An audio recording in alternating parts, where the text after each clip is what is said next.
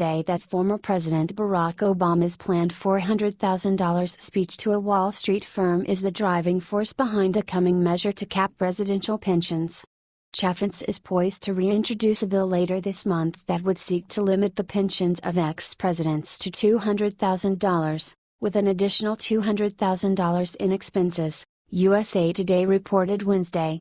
That pension would be reduced if a president's outside income exceeds $400,000. Tweeting the USA Today link in its headline, Obama's $400,000 speech could prompt Congress to go after his pension, Chaffetz added, "Yes, it will." The Utah Republicans sponsored the same measure last year. Obama vetoed that bill, and congressional leaders never attempted to override the veto. Senator Joni Ernst, of Iowa, introduced the companion bill in the Senate. She is also set to reintroduce the measure, according to USA Today. Obama has drawn fierce criticism in recent weeks over reports that he will speak at investment firm Cantor Fitzgerald's healthcare conference in September. That speaking engagement comes with a $400,000 paycheck for the former president. After taking office in 2009, Obama set out to aggressively regulate Wall Street. The speaking engagement has led some critics to label the former president a hypocrite for being willing to take money from the financial industry that he once claimed to fight. But Eric Schultz, a spokesman for Obama, said the Wall Street payment would not influence Obama and noted that as president, he pushed through with financial reforms despite having raised money from Wall Street during his campaign. Chaffetz, the chairman of the powerful House Oversight Committee, often sought to present himself as a watchdog of the executive branch during Obama's 2 terms in office. He announced last month that he would not seek re-election to Congress next year.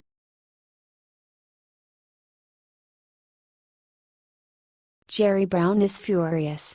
See what judge just took away from California.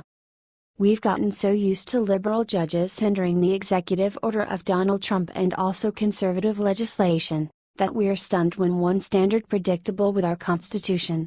There are conservative judges out there who adore the first purpose of the creators of our Constitution and its Bill of Rights. What's more, with President Trump in the White House, there are probably going to be significantly later on as he makes legal arrangements amid his residency. California may be overpowering be a liberal state, yet elected judges are not named by the states, and are not liable to state governments. They are a piece of the government courts, so when they make a decision that the state's leaders don't care for, there's nothing they can do other than making their voices listened, or, contingent upon the conditions, take an interest in an interest of the choice. Steady with its liberal predisposition, the territory of California is firmly restricted to Second Amendment rights. Subsequently, the administrators effectively seek after enactment to encroach on those rights as ensured by the Constitution. In any case, a government judge just issued an order keeping the implementation of a California law that would encroach on the privilege of the natives to keep and remain battle-ready. A federal judge granted a preliminary injunction Thursday preventing California from enforcing its gun magazine confiscation law. U.S. District Judge Roger T. Benitez said that the law, which prohibits possession of a magazine with a capacity exceeding 10 rounds of ammunition, is likely to violate the Second Amendment rights of the plaintiffs in the suit. As a result, he ordered the state to immediately cease enforcing the law, pending further legal developments. The court does not lightly enforce a state statute, even on a preliminary basis, Benitez said in the ruling.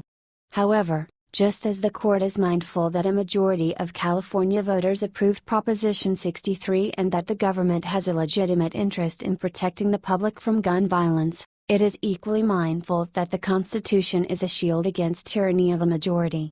That announcement by the court should be put on boards around this nation. A larger part of California residents is not engaged to abbreviate the opportunities of different Californians that are ensured to them by our U.S. Constitution. The federal judge continued, if this injunction does not issue, hundreds of thousands, if not millions, of otherwise law-abiding citizens will have an untenable choice: become an outlaw or dispossess one's own lawfully acquired property, he wrote in the ruling. That's a choice they should not have to make. Not on this record. Not surprisingly, California's Attorney General is not happy, Proposition 63 was overwhelmingly approved by voters to increase public safety and enhance security in a sensible and constitutional way, Becerra said in a statement on the ruling.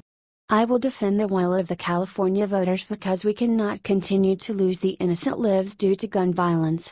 There's a great deal that could be said in regards to the Lawyer General's announcement, however one call attention to if he is so worried about losing honest lives in California, maybe as opposed to condensing the privileges of the subjects to safeguard themselves, he should execute a forceful program of coordinating with government immigration and customs enforcement authorities to free the condition of illicit settlers. All things considered, he did say he was worried in regards to the welfare of blameless Californians, isn't that right? What do you think about this? Do not hesitate and write your thoughts in the comment section below. Thank you for reading. T. The Daily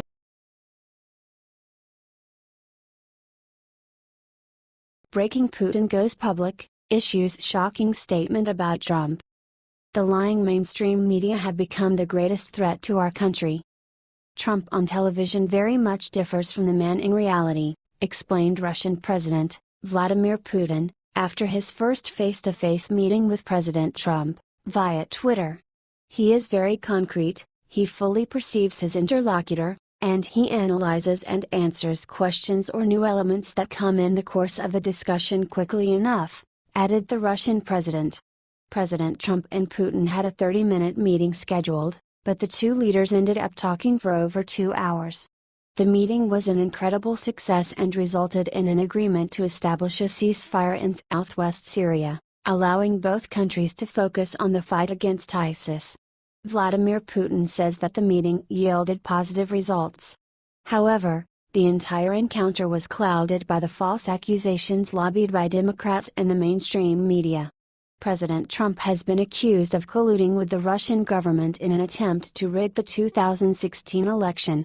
Despite lacking any evidence, the mainstream media has dedicated months to exposing the conspiracy theory. The Russian collusion theory was constructed by Democrat strategists in the wake of Hillary Clinton's stunning electoral defeat.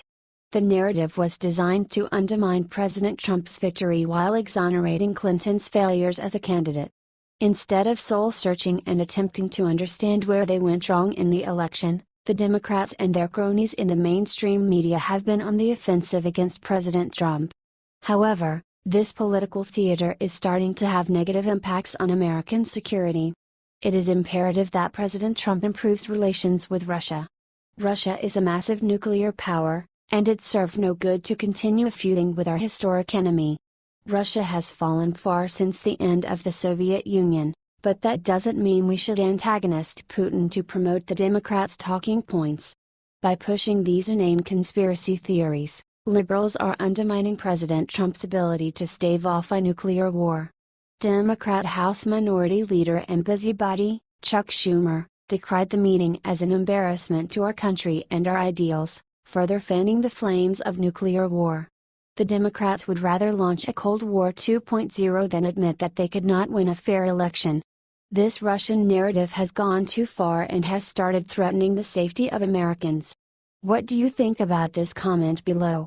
Credit, Angry Patria.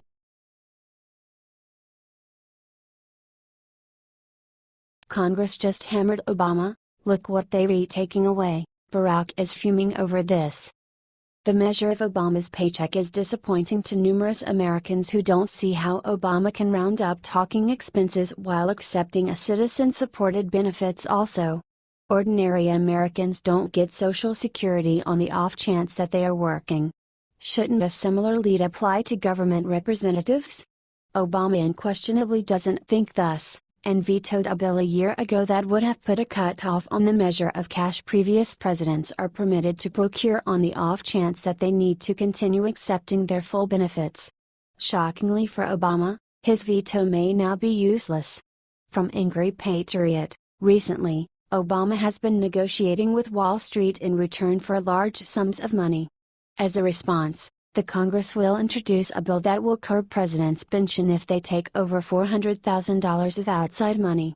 On the off chance that this bill can get past Congress, President Trump is probably going to sign it. It would be an immense stride in the battle to prevent government officials from exchanging their impact for cash. President Trump doesn't need to stress over this bill influencing him later on in light of the fact that he is rich all alone. It's an expensive piece of why he won the race. Obama then again has no issue tolerating Cantor Fitzgerald's fix. All he's been used for since turning into an ex-president is unwinding at different areas around the world. The infrequent discourse cash enables him to keep up his extravagant way of life. On the off chance that Obama needs to emulate Hillary's example and work the speaker's market, at that point his citizen-supported Secret Service insurance, compensation, and individual costs ought to be cut. What do you think about this? Do not hesitate and write your thoughts in the comment section below. Thank you for reading.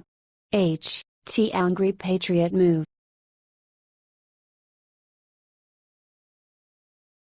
Another leaker down. Nobody can believe who the Army just caught. Secretary of Defense Jim Mattis must be breathing a sigh of relief tonight. The Army, together with the FBI, has stopped a very potentially dangerous situation involving a U.S. soldier allegedly involved with ISIS. Sergeant First Class Ike Cocaine, who has served in the Army since 2001, was arrested Saturday night by an FBI SWAT team at Schofield Barracks in Honolulu. He has been under investigation for about a year, over multiple incidents of concern that he had become radicalized. He served in both Iraq and Afghanistan, and his father, Clifford King, said that his son began studying Islam while there. The FBI arrested him for allegedly trying to give classified documents and a drone to undercover agents who he believed to be members of ISIS. It is frightening to think that a threat such as this could be within our military. Our country, including our president, is committed to obliterating the threat of ISIS from the face of the earth. It's sad to think that the threat could be found right within our own military. Most of our military men and women, however, are doing their best and sacrificing so much to keep our country safe and free. It's good to know that people are paying attention and caught this threat before he was able to do any damage. If you support our military and want the men and women who serve to be able to do their jobs without this sort of threat, please share this with all your friends. H/T Fox